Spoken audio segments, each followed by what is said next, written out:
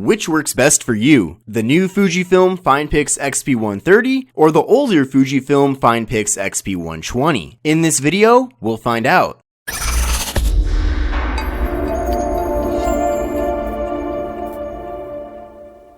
Now, since these cameras have so much in common, we will only be focusing on what makes them different. I will also be doing a side-by-side video quality comparison later in the video. And finally, I have complete video reviews of both of these cameras on my channel, so make sure to check that out too. Alright, now let's get started. And by the way, the green camera is the Fujifilm FinePix XP130, and the blue camera is the FinePix XP120. Now first, I just want to mention that there is absolutely nothing about the older Fujifilm FinePix XP120 that makes it better than the new Fujifilm FinePix XP130. The only advantage that the one has over the other is the price. Since prices are always changing, I have linked both of the cameras in the video description so you can go there for their current pricing, but generally, the Fujifilm FinePix XP120 is going to be about 25% cheaper than the Fujifilm FinePix XP130. On the front, nothing is different except for cosmetic branding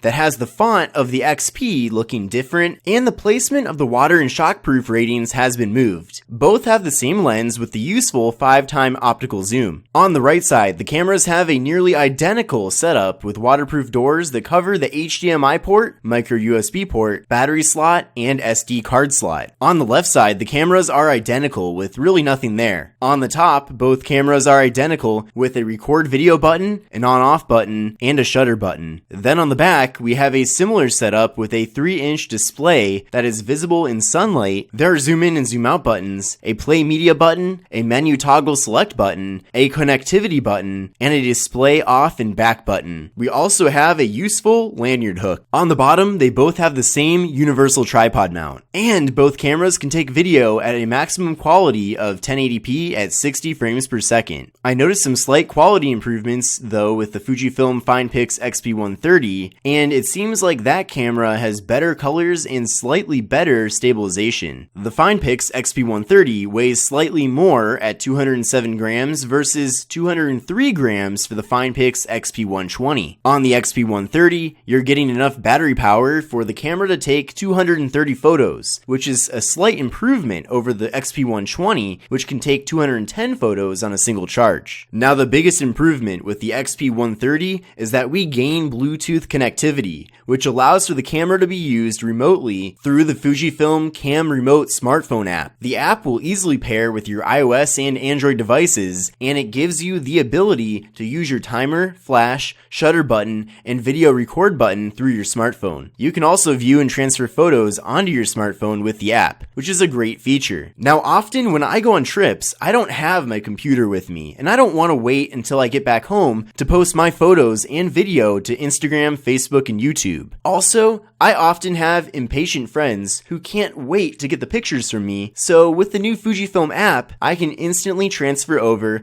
and send whatever content to whoever wants it. But really, like I mentioned before, the biggest difference between the cameras is that the Fujifilm FinePix XP130 has built-in Bluetooth and can connect to the Fujifilm Cam Remote app. And between these two cameras, I personally prefer the Fujifilm FinePix XP130, and I do think it's worth the extra money to gain those extra features. The app really comes in handy when I'm doing group photos or taking selfie photos and video with a selfie stick. So which do you prefer, and which do you plan on buying? If you're ready to buy either camera right now, then please check out my Amazon affiliate link. It's a great way to support the channel and doesn't cost you anything to buy the cameras through that link. So thank you again for watching, and I'll see you in the next video.